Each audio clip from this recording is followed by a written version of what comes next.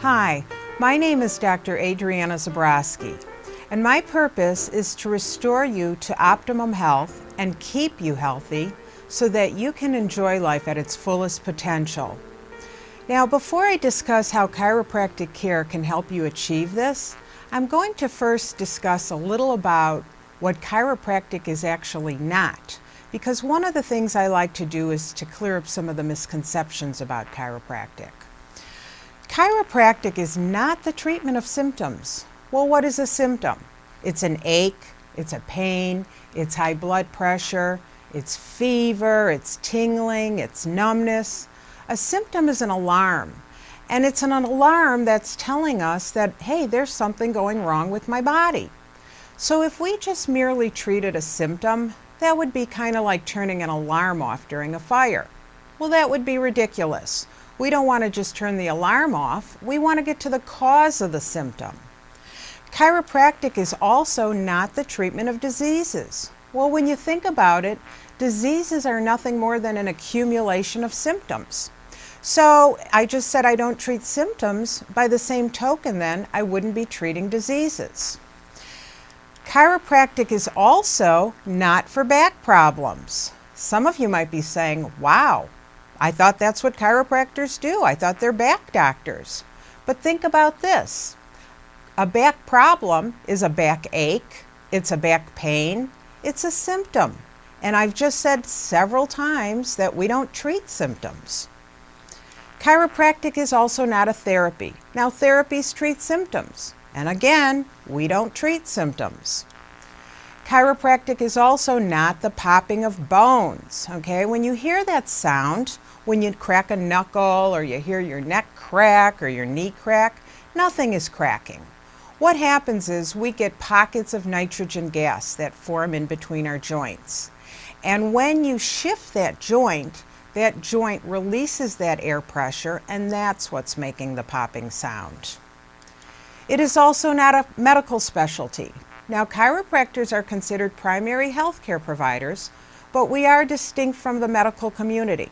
Medicine will look at things more allopathically. And what I mean by that is they'll take something from out of the body, like a drug, and put it into your body to treat a condition.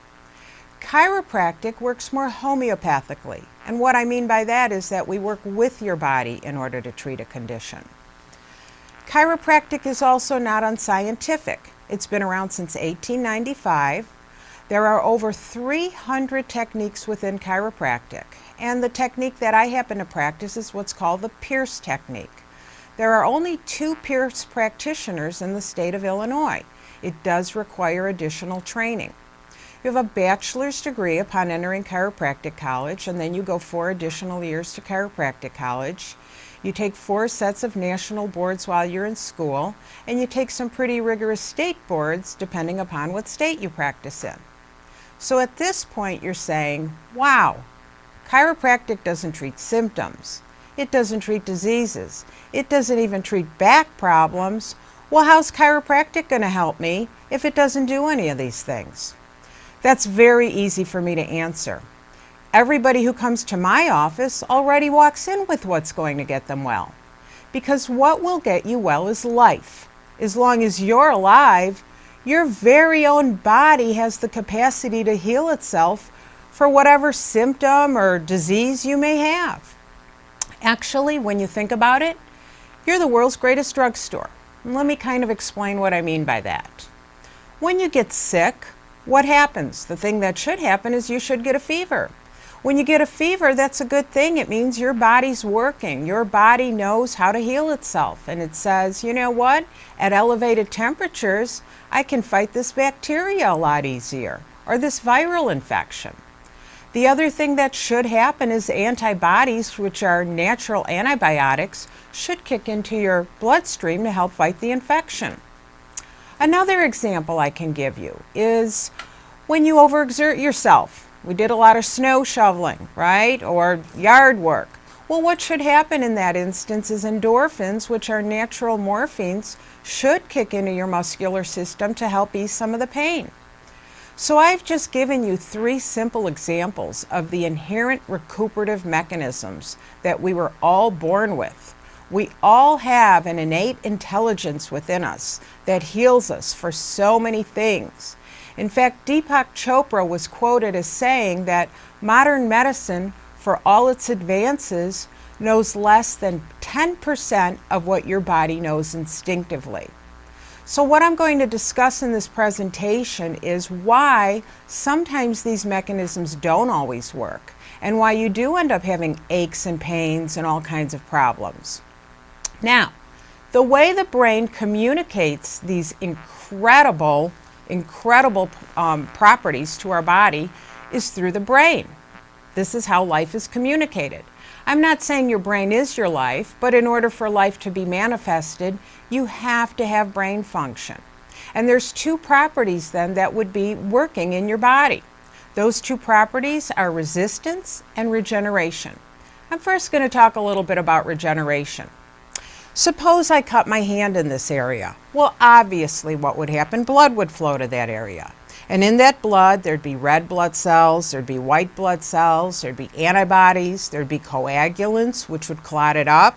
Then I'd get a scar and a scab and a whole new set of skin. Okay, I did that. My brain did that. The life within me did it. It knew to heal that skin. That's what happens when you break a bone. You go to the emergency room, of course, and the doctor sets the bone, puts a cast on, maybe gives you pain pills, but the pain pills aren't what's regenerating that bone.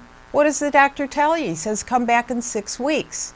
And in that 6-week time frame, the brain sends osteoblasts and osteoclasts, various bone cells, to allow that bone to regenerate. Well, based on this principle of regeneration, a year from today, a year from viewing this presentation, you are going to have an entirely new body. That's kind of a nice concept. And here's why. Because this life within you, this innate intelligence within you says, in case there's something wrong with the heart or the spleen or the gallbladder or any of the muscles, let's constantly kill old cells and let's regenerate new cells. I don't know if you remember this, but we all learned that in 6th grade biology. Old cells die and new cells regenerate. Well, those cells are what are making up our organs and muscles. So therefore, the end result is every so many months you have a new heart, you have a new spleen, you have a new gallbladder. My hair, it's nothing but dead cells, as is the surface of my skin. So this process of regeneration is occurring all the time, 24/7, so that within a year's time you have a completely new body. Except for your bones take an average of 7 years to regenerate. So at this point you might be asking, well, if everything's regenerating, then how come there's people walking around with muscle aches and pains for 5 or 6 or 7 years, or a stomach problem for 10 years? Why would that happen? I'm going to explain that in just a few moments, but before I do, there's another property I said we're all born with, and that property is resistance. Resistance is your body's ability to fight off infection. If you have a good resistance, you're not going to get sick. You know, you can walk through a hospital, you're not going to catch any of the diseases. But if your resistance is down, you could be with a family member or a coworker and catch their cold. Well, with resistance and regeneration working at 100% capacity, we should have the potential to live to be about 120 years old. Do you know many 120-year-olds? I don't. Yet in the world, there's around 400,000 people that are over 100 years old. Unfortunately, most of them don't come from this culture.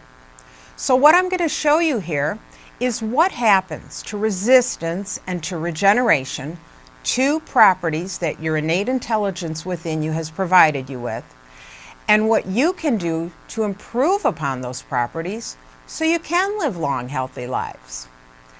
The way the brain communicates these incredible properties is through a long cable called your spinal cord. When you think about it, really your spinal cord is nothing more than an extension of your brain.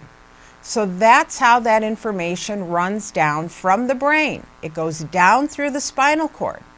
Well, now that information needs to get everywhere. So how does that happen? Well, it branches out into these little nerve roots. And these nerve roots are located in between the vertebra. And those nerve roots then supply all of your organs and all of your muscles. Now, when I talk about all of your muscles, keep in mind, you have over 600 muscles in your body. So in order for each and every muscle to be working properly, they all have to have that information beginning in the brain. The same holds true with your organs, from head to toe.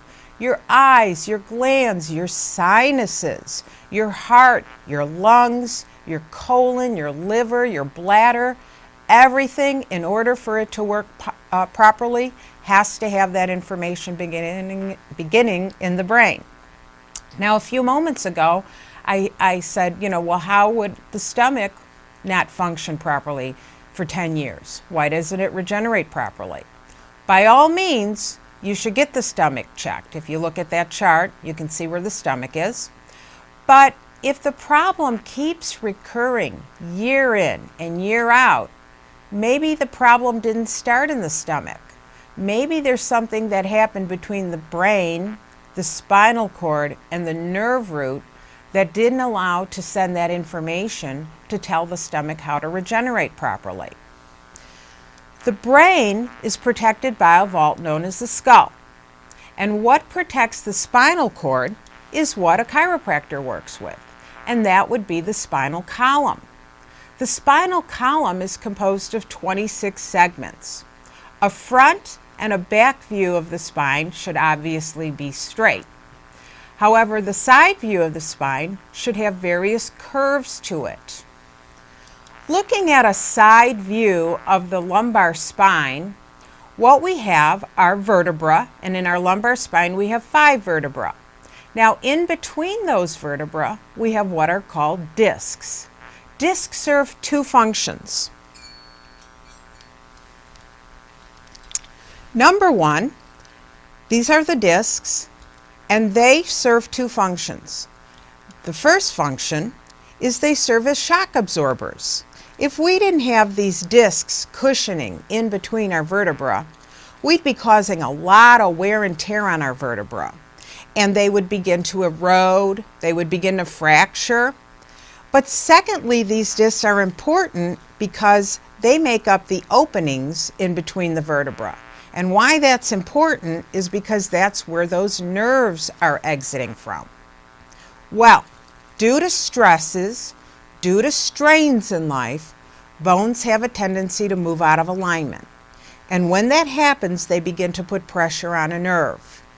Researchers have found that all it takes is about 45 millimeters of mercury pressure on a nerve for 3 minutes to change the impulse of that nerve by 60%. Let me explain what that means. Suppose my hand was one of these nerves that were exiting. And if you put a quarter on the back of my hand, that's about 45 millimeters of mercury pressure, you would impact that nerve by 60%. That means now only 40% nerve supply is able to get to that organ or to that muscle. And when that happens, we call that a subluxation. When a bone moves out of alignment, puts pressure on a nerve, preventing 100% life to be communicated. So many of you who go to the chiropractor are going because you're concerned about the pain, okay? But something you might be now more concerned about is, well, what happens when a bone moves out of alignment and it puts pressure on a nerve, not just for 3 minutes, but what if it's been doing it for 3 days or 3 weeks or 3 months or 3 years? And not only what's happening here, but what about where that nerve's going to? Well, it's not getting that there properly. And again, when that happens, that's called a subluxation. The next view shows an actual photograph of a subluxation. And in that photograph, you can see the vertebra moved out of alignment, and the circled nerve root is where the vertebra is subluxated. Now, you can see the obvious difference in that nerve. I stress that that's a photograph because that is a photograph that was taken on an autopsy of a man who died from kidney failure. The time of his autopsy, he didn't know he was subluxated, or at the time of the occurrence of the kidney problem. Now, this is an actual autopsy, and when this nerve was traced, it was the nerve that was going to the kidney. I doubt very much he called in and said, "I'm subluxated," because he may not have known it. Because 80% of the time you don't feel the subluxation, and I'll discuss that in a moment. But here's what happened to this particular situation. So, this man's nerve supply going to the kidney was not sufficient, and he probably got a kidney infection because his resistance had been lowered. And they gave him antibiotics, which treated the infection. However, those antibiotics did not treat the subluxation. And then the subluxation became worse. And now, how do you suppose his kidney was able to regenerate with a nerve supply going to that area like that? It wasn't. And eventually this man died.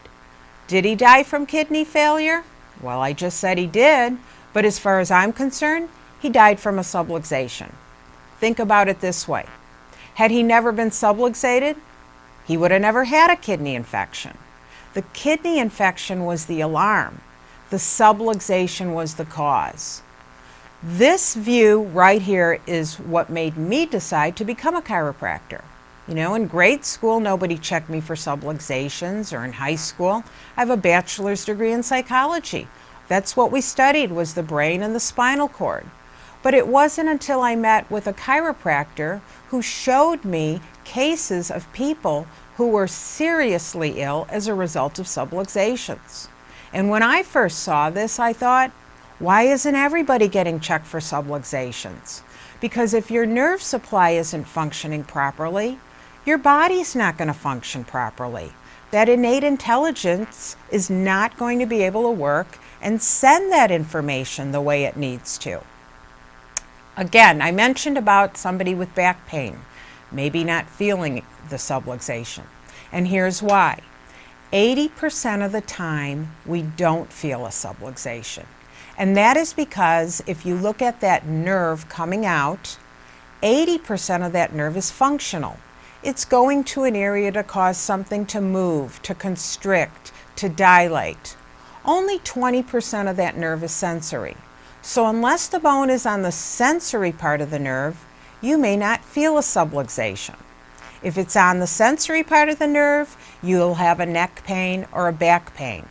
But if it's not on the sensory part of the nerve, maybe you're having stomach problems, maybe you're having allergy problems, maybe you're having heart problems.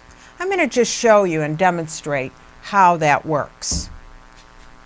If you look at areas in the middle of the neck, you're going to see that the nerve supply goes to the sinuses, it goes to the eyes, to the ears, to the thyroid.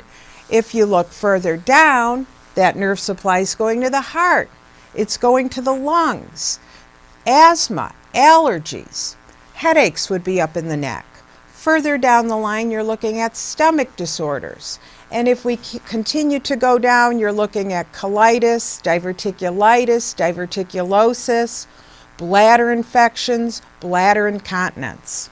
Now, I don't treat any of those things. Chiropractic doesn't treat any of those things. Remember in the beginning, I also mentioned we don't even treat low back pain.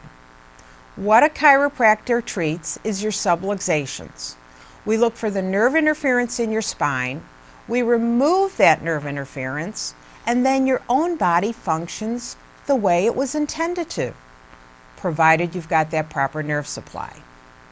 So, you're probably asking, what causes these subluxations? What are the causes? The causes are, number one, physical trauma. Okay? You slip on the ice, you trip on the curb, you fall off the ladder, you get into a car accident. And you know, physical trauma doesn't necessarily have to be trauma. How about when we carry groceries?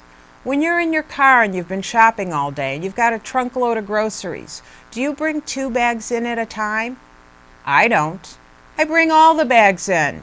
Well, when I'm walking in like this, holding boxes and bags, unloading, those are the little things that can lead to subluxations. Sports, and not just sports injuries, but sports in and of themselves are traumatic to the spine. When you swing a golf club, you're swinging it one way and only one way all the time. You're not going from left to right. Well, what happens is you begin to create stronger muscles on one side of your body. Those muscles pull on the bone, and that puts pressure on the nerve.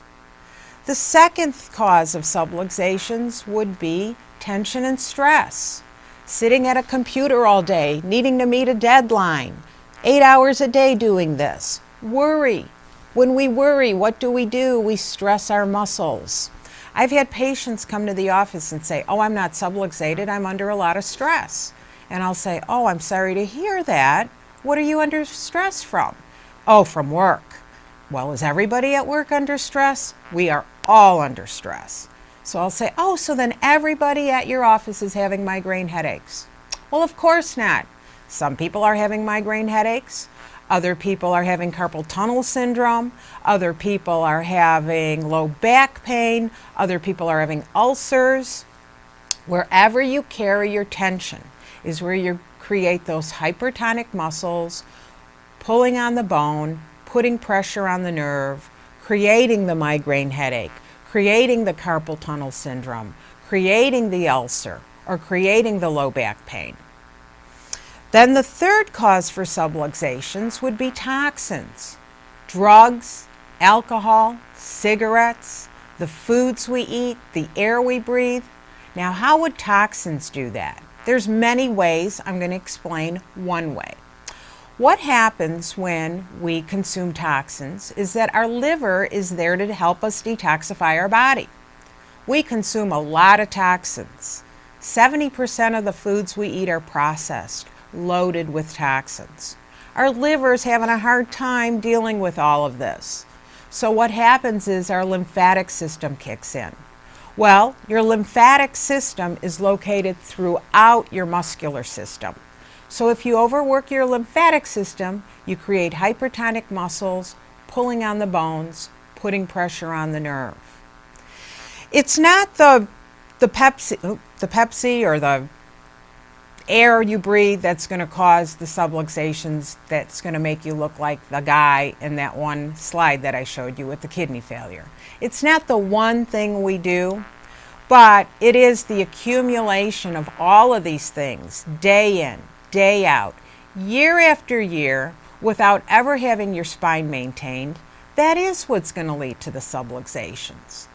And you can see then there are many, many causes for subluxations. And what I really want you to look at is all those causes, do they go away? No. We always are going to be faced with some form of physical trauma. Tension or stress, whatever you're stressed about today might be gone tomorrow, but there's always going to be more things to be stressed about, and we can't escape the toxins. So for that reason alone, it is so critical, once you get your spine corrected, to maintain your spine. And this is one of the misconceptions I like to clear up. A lot of times I'll hear people say, oh, once you go to a chiropractor, you got to go the rest of your life. They trick you, they hypnotize you into going. Well, we don't trick you.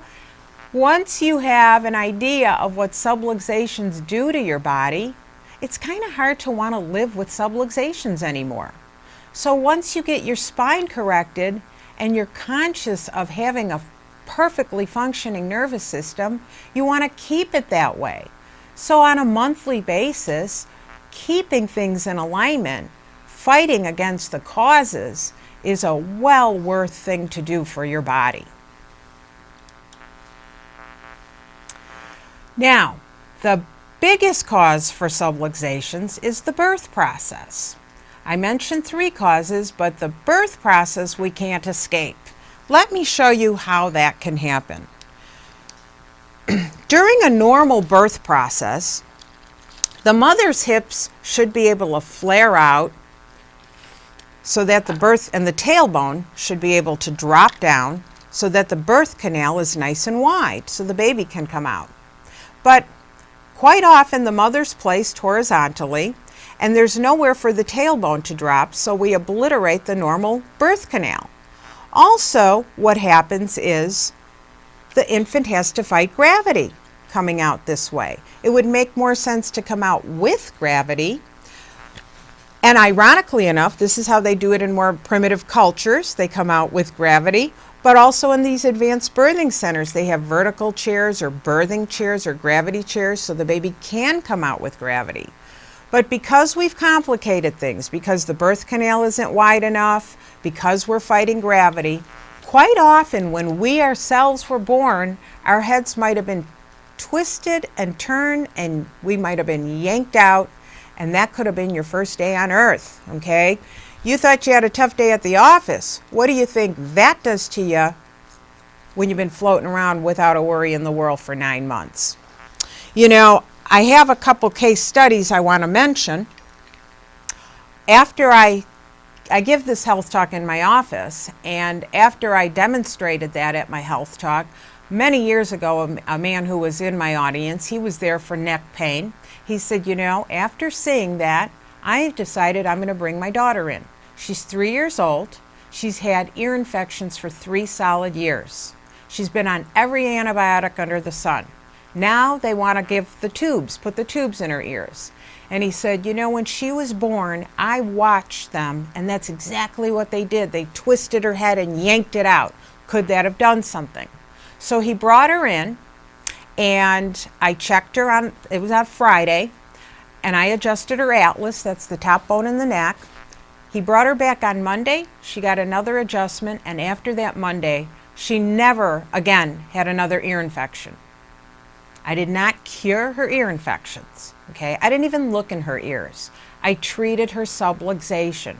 I removed the nerve interference in her spine so her own little body could function the way it was intended to do. Another case was a couple. They brought their baby in. She was 4 weeks old. When she was born, she had been born with Erb's palsy. Her left arm was completely paralyzed. They had her scheduled for exploratory surgery. They were going to cut her chest open here and check to see, it's called the brachial plexus, what was going on with the nerves going on in the arm. And they said, we're going to try this first. So they brought her in, and when they did, I worked on the 5th bone in her neck. And all I do on infants is I held pressure on that 5th bone. It was pretty amazing. When I held pressure, her little arm began to move. Now, there's nothing miraculous there. If there's something impeding this nerve, preventing it to function and to get into the arm's not going to move. By releasing that nerve interference, her arm began to move. A few days later, they brought her in. We did another adjustment. She was able to elevate her arm more. A few days later, she was getting her fine motor movements. Her fingers began to move.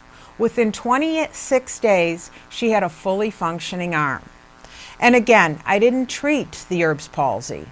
I treated the subluxation.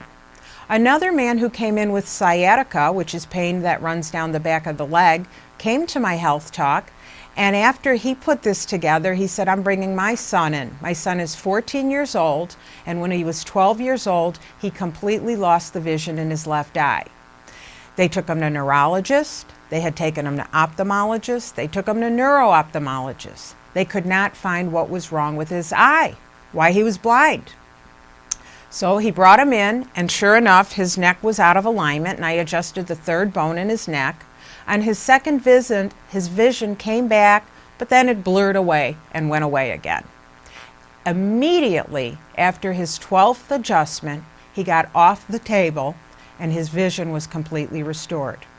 Again, I did not treat the blindness, okay? I didn't even look in his eyes. I treated the subluxation. In any case, I am always treating the subluxation to allow that nervous system to be restored so that the body, the innate intelligence within you, can function and do what it knows to do best. My littlest patient was 2 days old when the parents brought him. And they brought him because when he was born, he'd been yanked out by his arm. And they thought, wow, that must have done something. And they brought him in and I adjusted his atlas, the top bone in his neck. And now he's in college. He's a perfectly functioning young man. And it's wonderful seeing kids, because if I get kids at an early age, they're going to have a beautifully functioning nervous system their entire life. There was one bone I didn't mention when I was showing you this chart before, and that's the atlas. That's the top bone in the neck. The atlas is what's responsible right here for getting rotated, or it's not responsible for that. That's what gets rotated when you're born if your neck is twisted. And just to let you know, when an atlas is subluxated, just about anything in the body could shut down. And the reason is because your brainstem is in here. And within your brainstem is your parasympathetic system and your sympathetic system. And those are the systems that are responsible for having everything functioning in your body. So many times by adjusting an atlas, we clear out a colicky baby, a constipated baby. I can't tell you how many times a day my patients say, please, please adjust my atlas. When you do, my headache goes away. My knee pain gets better. So the atlas is a very important area. In fact, University of Chicago conducted a study showing the effects of adjusting the atlas with lowering high blood pressure. And the effects of that were quite remarkable. We work very closely with cardiologists at University of Chicago for that reason. In my office, we use x-rays to help find the subluxation. The x-rays tell me several things. They tell me where the subluxation is, how long it's been there, and how severe it is. And you might be asking, well, how do I know how long a subluxation's been there? Remember in the beginning, I said it takes 7 years for the bones to regenerate. So if the bone can't get the nerve supply coming from the brain, that information, to allow it to regenerate in and of itself, based on the level of degeneration, I can estimate how long a subluxation's been there. What I'm going to do now is we're going to go through a series of 4 x-rays. And by the time I'm done, you're going to be a radiologist. Well, somewhat of a radiologist. What we're going to start to look at is a side view of the neck. This is a normal neck. The reason it is normal, the atlas, the very top bone in the neck, is going upward. You want to see that atlas looking like an airplane ready to take off. The curve in the neck should be bowing forward as well. The bones should be nice and square, and we should be able to see disc spaces in between the vertebrae. This is a near normal neck. This person doesn't get headaches. They recover quickly from illness and injury. But suppose they got into a car accident and never did anything about it because they didn't feel anything, because you don't feel it 80% of the time. But maybe they heard this presentation and said, I better get my neck checked. Well, their neck might look something like this now. Now, how this view differs is the curve in the neck is gone. The atlas is landed. There's no more angle. So this would be considered phase 1 of a subluxation, 0 to 20 years. Now you look at this and think, wow, that looks a lot different from having a nice curve. This person's got to be in some pain. They may be, but they may not be.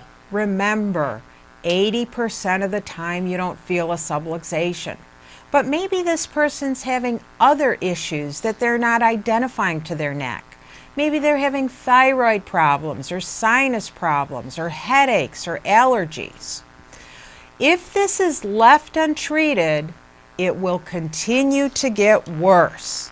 And now we're looking at phase 2. The bones aren't as white as they used to be. And now we're beginning to lose disc space. And you look at this view and say, wow, this person must be feeling pain. Maybe, maybe not. 80% of the time you don't feel a subluxation.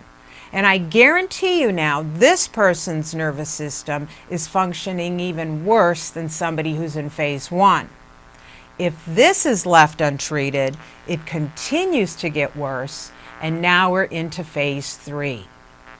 In this phase, you can see towards the middle bones, 4, 5, and 6, and 7, that there's little bony spikes on there. Do you see those? Well, those bony spikes are your innate intelligence way of saying, hey, your bones are moving in the wrong direction. They're moving back. If they continue to move back, you're going to put pressure on your spinal cord. So, before your body allows this to happen, it says, I'm going to rescue you, and I'm going to grow these bones out. And these bones are going to connect, and they're going to prevent cord compression in your body. This is how intelligent our body is. Now, the bad news is, you can only turn you got to turn your whole body in order to look behind you now, right? And when it's raining, oh, your neck's stiff and achy, you know, when a cold front's coming through, and you'll go in and complain about this, and the doctor will take an x-ray and say, yeah, you got arthritis, you know, you're getting old. You're going to have to learn to live with it.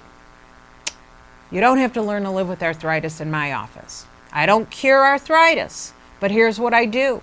I restore the curve in your neck. And if I can restore the curve in your neck, there's no reason for your body to do that.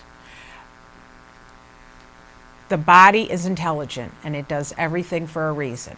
You don't get a blister because your foot's dangling in the air. These spurs aren't forming for no apparent reason. If you get your curve restored, this process is arrested and your nervous system functions properly. If you don't get it corrected, you're going to end up in phase 4. Phase 4 is a very sad phase to be in. In this phase, we can't even see where one bone begins or one bone ends. The atlas is coming downward. This person has had to rely on a lot of drugs and surgery because their own nervous system isn't functioning for them anymore. Do I see people in this phase? Yes, I do. It's a very sad phase when people come here because I can't correct this anymore. But we can give relief in this phase with some gentle adjusting. My point is, though, by looking at these 4 phases of degeneration, you can see that subluxations are long degenerative processes. They don't happen overnight, okay? Unless you're 2 days old, and they do happen overnight. But if you've been around a few years, and if you can identify to all the causes of subluxations, it does take time to make a correction, to get the curve restored so that the discs and the tendons and the ligaments can adapt to the new good alignment. And then of utmost importance is to maintain your spine so that you never go back and end up in the condition you were in when you were first watching this presentation. So at this point you're saying, this is great, I'm going to get my spine aligned, I'm going to live to be 120, this sounds like a plan. All right, I've got to be honest with you. There's more to it than that. There are 5 facets to health. And in order to achieve optimum health, we have to practice all 5 facets of health. The first facet being proper diet and nutrition. Briefly going through this, we do offer courses at my office on nutrition, on functional medicine. So if you want more in-depth review on this, please call the office and we can arrange that for you. We'll let you know when we're doing these. But I'm going to give you some brief information on this today. We need to be eating small, frequent meals throughout the day. It's easier on your digestive system and it helps to speed up your metabolism. We need to be getting in green leafy vegetables on a daily basis.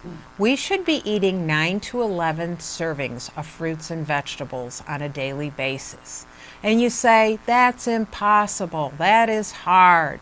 I do it every day. I have a Vitamix. You don't have to have a Vitamix. You can have a blender, you can have a bullet, you can have a Ninja. Boy, you can cheat with one of those. You throw in some spinach and some carrots and some celery, and you can put some pineapple in there. You can sweeten it up, and you get your 9 to 11 servings. You can do it. You need your vitamins because your vegetables are where your vitamins come from. You want to eat as much organic produce as possible for many reasons. Our soils have been depleted of the minerals and the vitamins they once had. They're loaded with pesticides. So you really want to eat organically. It costs a little more, but I notice more and more grocery stores provide us with produce that is organic. And it is worth it to get that organic vegetable rather than the one that is not organic. Sugar and white flour we need to stay away from. So go more on the vegetables, less on the sugar and white flour. Sugar and white flour is bad for every organ in your system. There is nothing nutritional about sugar and white flour. They are empty calories that make your body work harder. And again, in the office, at our workshops, we go over this in depth. Now, you might be saying, I have to eat sugar, I have to eat white flour. It's so funny how patients will give me 50 reasons why they can't stop sugar and white flour. If you can stop completely, that is fantastic, and many people do. But here's what I'm going to offer to you. Make your sugar and white flour worth it, okay? If somebody's baking you a pie and you love pie, of course you're going to eat that pie. Candy bars, the mints in the restaurant, are they really necessary? Little ways you can say no to certain things, right? So just think about that. I'm going to kind of haunt you with that. Diet soda, very bad for you. Aspartame in diet soda affects the nervous system. Colas are horrible for us. They're loaded with phosphoric acid, okay? That phosphoric acid depletes the minerals in our bones. We need mineralization in our bones. Do you hear about osteoporosis every day? It's from our diet. It's from drinking soda. Take vitamins. Well, if you're not getting 9 to 11 servings of vegetables, and if you're consuming a lot of sugar and white flour and drinking soda, that means your body is being depleted of vitamins, then you do need to take vitamins. But if you're taking vitamins, make sure you're taking them from a good organic vegetable source. I use biotic vitamins in our office, and the reason I do is because they're one of the few vitamin companies that has a pharmaceutical license. And why that's important is because there is no regulation for vitamins in the United States. However, if they have a pharmaceutical license, they are being regulated. What that means is most vitamins don't have what they say they have in them. And it doesn't matter if they are cheap vitamins or very expensive vitamins, they may not have what they say they have in them. Unless your vitamin company has a pharmaceutical license, they must have what they have in them. Also, Biotics makes their vitamins in their company. They have a beautiful facility in Texas, and they grow vegetables, and that is where the vitamin is coming from in their company. Those vegetables, they take the sprouts, and they're all organic, and they use these sprouts and turn them into vitamins. And if they do need something from an outside source, they assay their vitamins or their herbs. And what that means is they test them to make sure that there's no toxic chemicals in them or any synthetic components in them. So just make sure you're taking a good vitamin. And then you need to drink water. And everybody needs different amounts of water, okay? But when your nervous system is working, you do inherently drink more water. So on the proper diet and nutrition, really monitor yourself and practice these things. In our office, we have a handout that we will supply you with. And what I recommend you do is put this handout up on your refrigerator. It has the 5 facets of health, and to practice these facets every day. The next facet would be proper mental attitude. And this one I think is kind of hard, I'm going to be honest with you. And why? Because it's a stressful world out there, right? You put on the news, a lot of negative things on the news. There's economical things going on right now, lots of worries for people. So what I do to counter all the negativity out there is I make my surroundings positive. We make our office real positive and pleasant. We put up pictures of nature. We play soothing music. We have nice aromas in the office, okay? And it's important to have your home environment positive as well as having your work environment positive. In a work environment, you wouldn't want to be working anywhere next to these two guys. That might be kind of negative all day. That can be a lot of subluxations floating around nearby. You'd want your environment to look a little more positive, like this one with a nice fish tank. And maybe your boss can't supply you with a fish tank like that, so make your own little workspace positive. Get rid of all the roly-poly sticky notes that don't mean anything anymore. Maybe put up a pretty calendar of Fiji or Hawaii or horses or something you love. Put a note up on your computer that tells you to relax and to stretch and to breathe, so that every now and then you take a little break, and just doing a little neck roll and shoulder shrug, can just kind of ease some of that tension.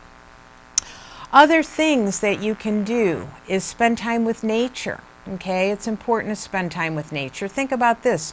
When you're out on vacation and you're looking out at the mountains or you're looking out at the ocean, you feel pretty good, don't you? You think, wow, this is the life.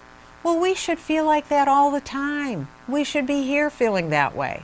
On my way to tape this, I get to drive through the forest preserves, and I just love it. I felt different just going through those forest preserves. It really felt good. So get out there, get out to the Arboretum, to the forest preserves, take a vacation if you can, go look out at the ocean, go look out at the lake. It does our psyche a world of good.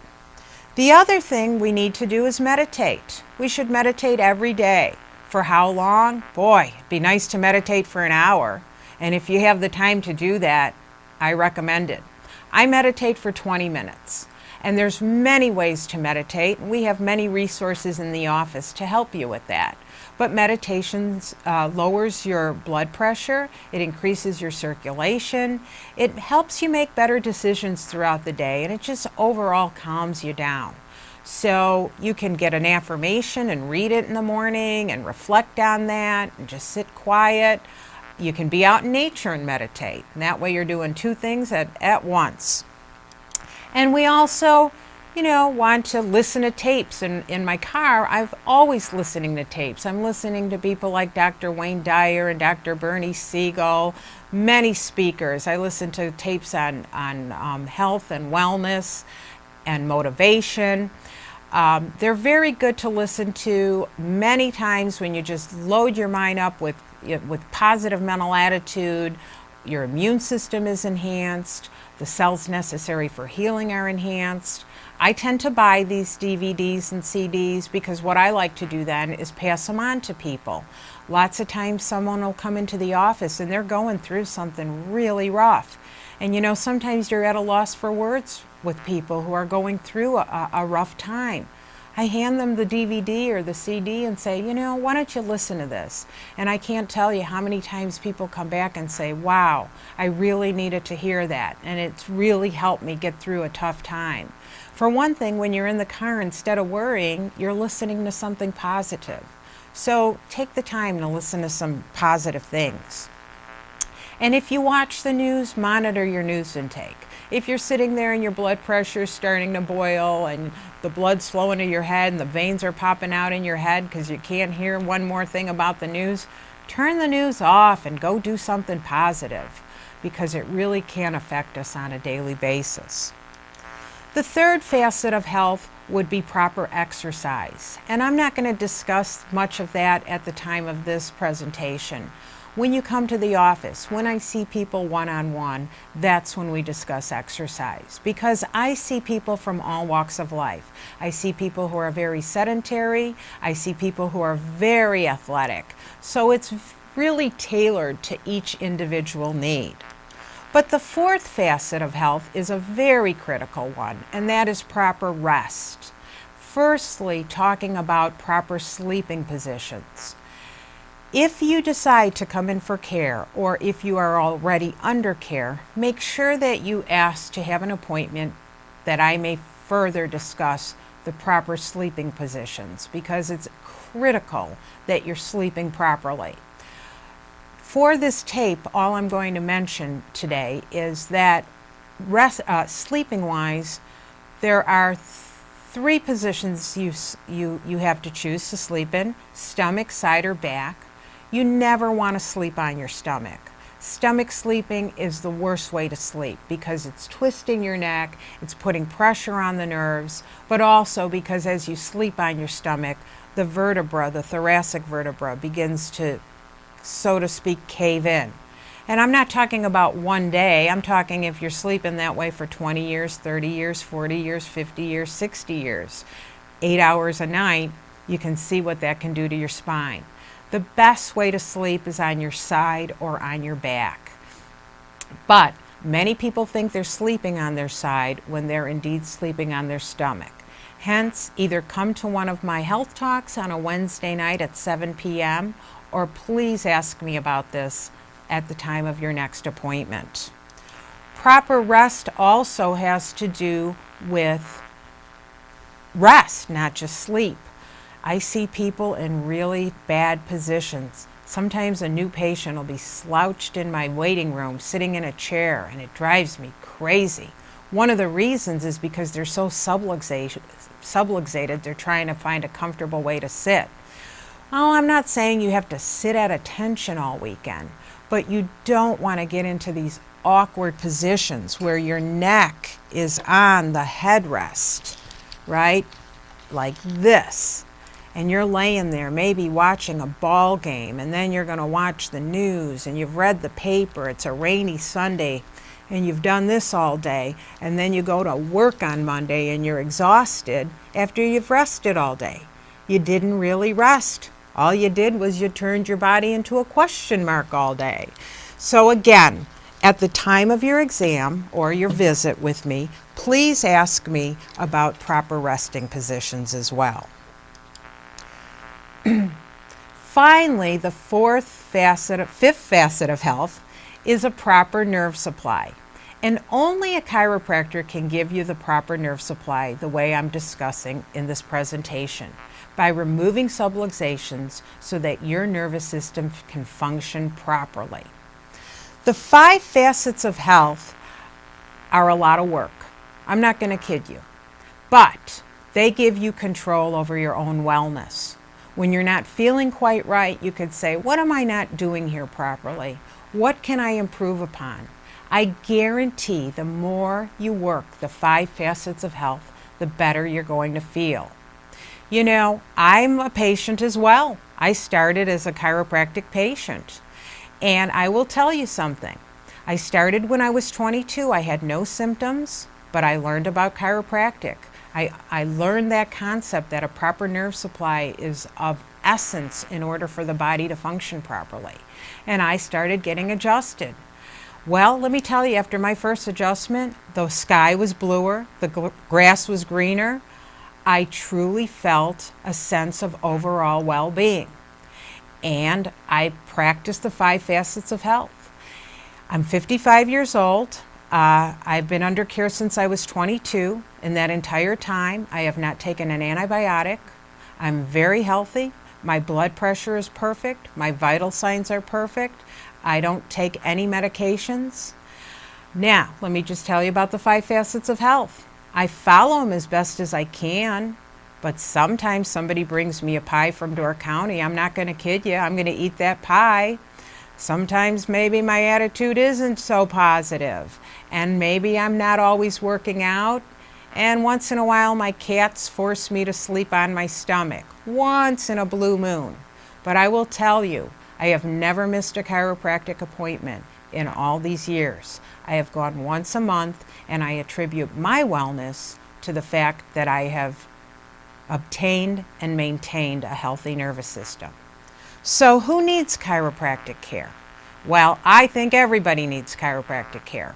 In my office, kids are really important because if I get kids at an early age, they never get to that phase 1 of subluxations. When I was in chiropractic college, a lot of students, their parents were chiropractors. These students were so healthy. They never were sick. They were just in really good shape and healthy. And you know, in my office, people don't call and say, I'm calling to make an appointment for subluxations. You know, of course they're calling because they're hurting usually. And let me tell you, it is so rewarding to see people feeling better. Seeing people who come in looking so sad and they're smiling and laughing a week later. I couldn't have asked for a better profession to have been in. But what's even more rewarding are those same people are coming to me and saying, you know, since I've been coming here, I'm sleeping better. I'm breathing better.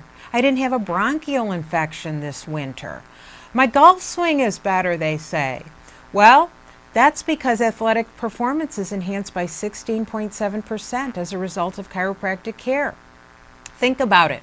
When your nervous system is working, you're going to have better speed, you're going to have better depth perception, you're going to have better stamina, better muscle power. So for that reason, I have bodybuilders coming in because they want to have more muscle power when they're lifting. I get ballroom dancers. They want to have better form when they're dancing. People come in before an exam because they want their brain to function as best as it can so they can pass that test. Golf guys, golf players, men, women coming in, they want to improve their golf swing. So people come in from many walks of life. You don't need to come in, wait until you're hurting. Come in now, the time is now to keep your nervous system functioning. Animals come too. I see cats and dogs. I got certified in veterinary chiropractic about 15 years ago. However, I will only see my patients' pets, and all the proceeds go to various animal rescue shelters. I am now going to finish this presentation with a quote that was written by a brilliant man, and here is what he said. He said, "The doctor of the future will give no medicine, but will interest his patients in the care of the human frame, in the skeletal system, in diet, and in the cause, the subluxation, and prevention, the removal of the subluxation of disease." And Thomas Edison said that over 100 years ago. Again, I'm going to invite you to come to my health talk at my office on Wednesday night at 7 p.m. You can reach us at 630-515-0001. I hope you enjoyed this presentation. Remember, chiropractic adds years to life and life to years. Thank you.